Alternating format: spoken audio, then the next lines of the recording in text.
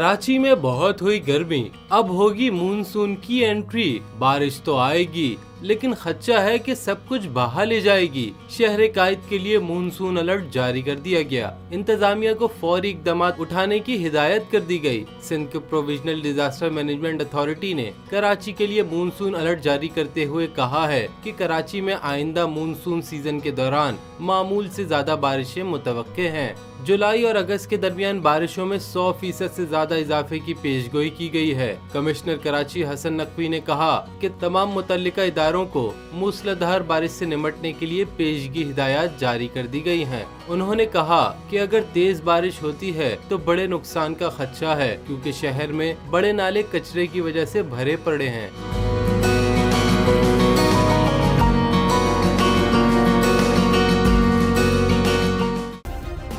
Subscribe करें और bell दबाएं ताकि कोई खबर रह न जाए।